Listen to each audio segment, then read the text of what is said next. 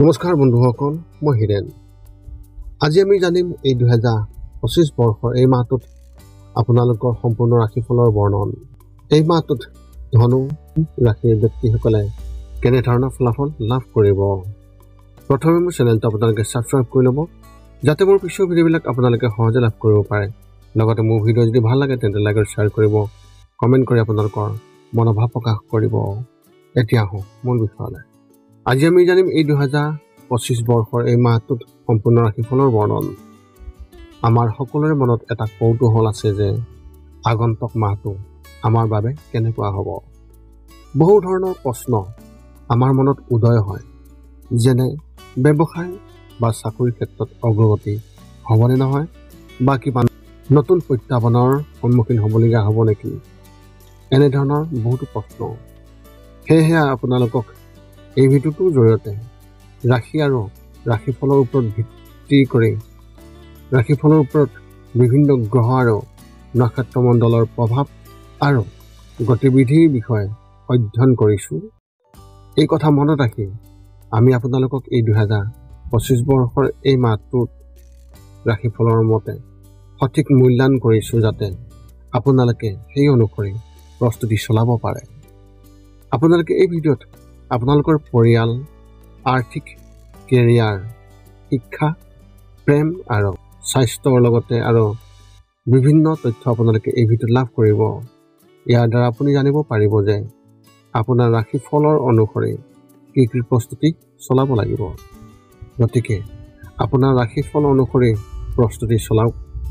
অৱশ্যে আপোনালোকক এইটো জনা উচিত যে এই ভিডিঅ'টোত দিয়া যি তথ্য, এই তথ্য কোনো ব্যক্তি হিচাপে নহয়, ৰাশিফলৰ ওপৰত হোৱা যি প্ৰভাৱ, সেই প্ৰভাৱৰ বিবেচনা অনুসৰিহে এই ভিডিঅ'ত উল্লেখ কৰা হৈছে এই সকলোবোৰ তথ্য। গতিকে এনেদৰে আপুনি আপোনাৰ জীৱনত ঘটিব পৰা সকলো কথাৰ তথ্য লাভ কৰক। গতিকে কোনো পলম নকৰাকৈ এতিয়া আমি এই 2025 বৰ্ষৰ এই মাহটোত যি ৰাশিফলৰ বৰ্ণন, সেই ৰাশিফলৰ বৰ্ণন আপোনালোকক আগবঢ়াবলৈ আগবাঢ়িছোঁ। সৰ্বপ্ৰথম পাৰিবাৰিক জীৱনৰ ক্ষেত্ৰত এনেধৰণৰ। এই মাহত আপোনাৰ পৰিয়ালৰ অৱস্থা ভাল হ'ব আৰু কিবা এটাক লৈ সুখ থাকিব। আপুনিও আপোনাৰ ঘৰত কিছু পৰিৱৰ্তনৰ কথা ভাবিব পাৰে। আপুনি আপোনাৰ ঘৰৰ বস্তুবোৰৰ বিশেষ যত্ন লওক, নহ'লে পিছত সমস্যা হ'ব। যদি পৰিয়ালৰ কোনো সদস্যই কিছুদিনৰ পৰা চাকৰি বিচাৰি আছে, তেন্তে এই মাহত তেওঁ চাকৰি পাব পাৰে। বন্ধুৰ লগত সম্পৰ্ক অধিক শক্তিশালী হৈ থাকিব আৰু বন্ধুৰ পৰা সমৰ্থন পাব। পৰিয়ালৰ লোকসকলে আপোনাৰ বন্ধুক আপলোড কৰিব আৰু তেওঁৰ শলাগ ল'ব। ঘৰত সকলো ঠিকেই থাকিব আৰু সকলোৰে মাজত প্ৰেম বৃদ্ধি পাব। ব্যৱসায় আৰু চাকৰিৰ ক্ষেত্ৰত এনেধৰণৰ। যদি আপুনি যোৱা কেইমাহমানৰ পৰা ব্যৱসায়ত লোকচানত ভুগি আছে বা আকাংক্ষিত ফলাফল লাভ কৰা নাই, তেন্তে এই সমস্যা এই মাহতে সমাধান হ'ব। ব্যৱসায়িক দৃষ্টিকোণৰ পৰা এই মাহটো শুভ হ'ব আৰু আপুনি সকলো ফালৰ পৰা লাভৱান হ'ব। যদি আপুনি টকাখিনি ক'ৰবাত বিনিয়োগ কৰিছে, তেন্তে তাৰ পৰাই আপুনি আৰ্থিক সুবিধা লাভ পাব। যদি আপুনি কাম কৰে, তেন্তে এই মাহত আপোনাৰ দলৰ সদস্যসকলৰ পৰা সমস্যাৰ সন্মুখীন হ'ব লাগিব। কিছুমান কথা থাকিব যিবোৰ তেওঁলোকে সোনকালে বুজি নাপাব, যাৰ বাবে আপোনালোকে কৰা সকলো কাম নষ্ট হ'ব পাৰে। এনে পৰিস্থিতিত ধৈৰ্য ধৰি যিকোনো কামত লৰালৰিকৈ যোৱাৰ পৰা বিৰত থাকিব। শিক্ষা আৰু ক্ৰীড়াৰ ক্ষেত্ৰত এনেধৰণৰ। অধ্যয়নৰ প্ৰতি গুৰুত্বপূৰ্ণ হ'ব আৰু ইয়াৰ পিছত কি কৰিব সেই বিষয়ে চিন্তা কৰিব।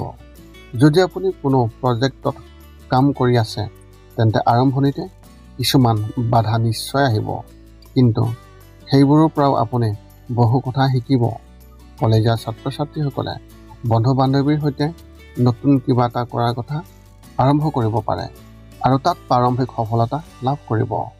যদি আপুনি যিকোনো পৰীক্ষাৰ প্ৰস্তুতি চলাই আছে বা আপুনি ব্যস্ত, তেন্তে এই মাহত আপুনি ইয়াৰ প্ৰতি কম মনোনিৱেশ কৰিব পাৰিব আৰু আন কামত অধিক মনোনিৱেশ কৰিব পাৰিব।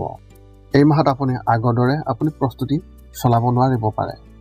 প্ৰেমৰ ক্ষেত্ৰত এনেধৰণৰ প্ৰেম জীৱনত সাৱধান হওক, কাৰণ প্ৰেমৰ সম্বন্ধৰ ক্ষেত্ৰত আপুনি সাৱধান হওক, কাৰণ এই মাহত আপুনি আপোনাৰ সংগীৰ দ্বাৰা বিশেষভাৱে প্ৰতাৰিত হ'ব পাৰে। বন্ধু এজনে আপোনালোকৰ সম্পৰ্কত বিভাজন সৃষ্টি কৰাৰ প্ৰয়াস কৰিব, যিটোৰ বিষয়ে আপুনি পিছত জানিব পাৰিব। যদি আপুনি অবিবাহিত আৰু জীৱন সংগী বিচাৰি আছে, তেন্তে এই মাহত আপুনি কেৱল বন্ধুৰ প্ৰতিহে আকৰ্ষিত অনুভৱ কৰিব। বিবাহিত জীৱনত সুখী হ'ব আৰু কোনো ধৰণৰ সমস্যা নাথাকিব। মাহৰ তৃতীয় সপ্তাহত যদি আপুনি আপোনাৰ পত্নীৰ বাবে বিশেষ কিবা এটা কৰিবলৈ চেষ্টা কৰে, তেন্তে আপুনি ভাল ফলাফল পাব। যদি সম্পৰ্কৰ কথা কোৱা হয়, তেন্তে কিবা এটা বাধাৰ সৃষ্টি হ'ব পাৰে আৰু বিষয়টো শেষ হ'ব পাৰে। স্বাস্থ্যৰ ক্ষেত্ৰত এনেধৰণৰ মাহৰ আৰম্ভণিতে চকুৰ লগত জড়িত সমস্যাই আপোনাক আমনি কৰিব। আনহাতে দ্বিতীয় সপ্তাহত ডিঙিৰ লগত জড়িত সমস্যাই আপোনাক আমনি কৰিব। ইয়াৰ পৰা হাত সাৰিবলৈ ভ্ৰামাৰী প্ৰাণায়াম কৰিলে ভাল ফলাফল পাব। দিনটোত এবাৰ ঠাণ্ডা পানীৰে চকু ধুই লোৱাৰ অভ্যাস গঢ়ি তোলক। শীতকাল হ'লেও ঠাণ্ডা পানীৰে চকু ধুলে ভাল ফলাফল পাব। মানসিকভাৱে আপুনি সম্পূৰ্ণ সুস্থ হৈ থাকিব আৰু কোনো ধৰণৰ সমস্যা নহ'ব। আপোনাৰ মনটো শান্ত হৈ থাকিব আৰু আপুনি মানসিক শান্তি অনুভৱ কৰিব। নতুন চিন্তা আপোনাৰ মনত প্ৰৱেশ কৰিব আৰু আপুনি শক্তিশালী অনুভৱ কৰিব। আপোনাৰ এই মাহত শুভ সংখ্যা হিচাপে 3 আৰু শুভ ৰং হিচাপে আপোনাৰ এই মাহত নীলা ৰং ব্যৱহাৰ কৰিব। ধনুৰাশি ব্যক্তিসকলৰ বাবে এক বিশেষ তথ্য, যদি আপুনি গহনা পিন্ধিছে বা পিন্ধি থাকে, তেন্তে এই মাহত সাৱধান হওক, কাৰণ ইয়াক চুৰি হোৱাৰ আশংকা দেখিবলৈ পোৱা গৈছে। এনে পৰিস্থিতিত যেতিয়াই বাহিৰলৈ ওলাই যায়, তেতিয়াই হয় সেইবোৰ খুলি লওক, নহয়তোবা আপুনি ইয়াৰ প্ৰতি যত্ন লওক। এতিয়া আপুনি সকলো তথ্য লাভ কৰাৰ পিছত এই 5টা কাম কৰিবলৈ আপুনি যিমান পাৰি চেষ্টা কৰক।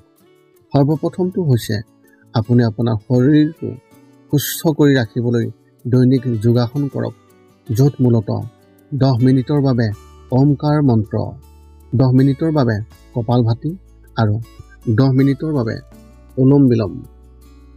ইয়াৰ লগে লগে আপোনাৰ শাৰীৰিক আৰু মানসিক স্বাস্থ্য একেবাৰে নিখুঁত হৈ থাকিব।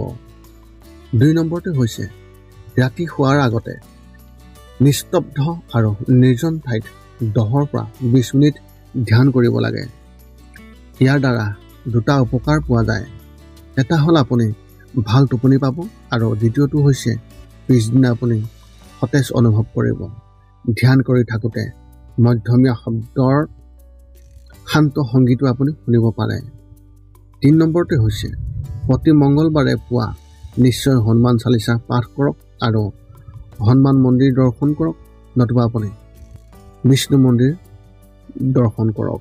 ইয়াৰ দ্বাৰা আপোনাৰ আৰু আপোনাৰ পৰিয়ালৰ যিকোনো সদস্যৰ সংকট দূৰ হ'ব আৰু সদায় সুখ আৰু শান্তি থাকিব। 4 নম্বৰটো হৈছে ঘৰৰ বাহিৰত গৰু আৰু কুকুৰক প্ৰতিদিনে আপুনি পাৰিলে খাদ্য খুৱাব লাগে। খাদ্য খোৱাওক আৰু যদি পাৰে চৰাই চিৰিকটি আদিকো খাদ্য আৰু পানীৰ যোগান ধৰক। এই পৃথিৱীখন যিমান আমাৰ, সিমানেই সিহঁতৰো। নিতৌ ইহঁতক খুৱাই আমি তেওঁলোকৰ পৰা এক আশীৰ্বাদ লাভ কৰিব পাৰোঁ আৰু আমাৰ ওপৰত থকা গ্ৰহবোৰৰ কুপ্ৰভাৱ দূৰ হ'ব। সদশেষত 5 নম্বৰটো হৈছে আপুনি পাৰিলে মাজে মাজে চৌপাশৰ দুখীয়া ব্যক্তিসকলক আপুনি পাৰিলে সহায় কৰক আৰু ভোকাতুৰ ব্যক্তিসকলক আপুনি পাৰিলে খুৱাবলৈ চেষ্টা কৰক। এই আছিল ধনুৰাশি ব্যক্তিসকলে লাভ কৰিবলগীয়া এই 2025 বৰ্ষৰ জানুৱাৰী মাহটোত যি ফলাফল, তাৰে সম্পূৰ্ণ তথ্য আপোনালোকক এই ভিডিঅ'টোৰ জৰিয়তে আগবঢ়ালোঁ। যদি আপোনাৰ মনত এতিয়াও জ্যোতিষ সম্বন্ধীয় কিবা প্ৰশ্ন আছে, তেন্তে আপুনি আমাক এই ভিডিঅ'ৰ জৰিয়তে তলত কমেণ্ট কৰি আমাক অৱগত কৰাওক আৰু আমি আপোনালোকৰ প্ৰশ্নৰ উত্তৰ সকলো সময়তে দিবলৈ আমি সকলো সময়তে সাজু আছোঁ। পুনৰ লগ পাম অন্য এটা ভিডিঅ'ত। আজিলৈ ধন্যবাদ।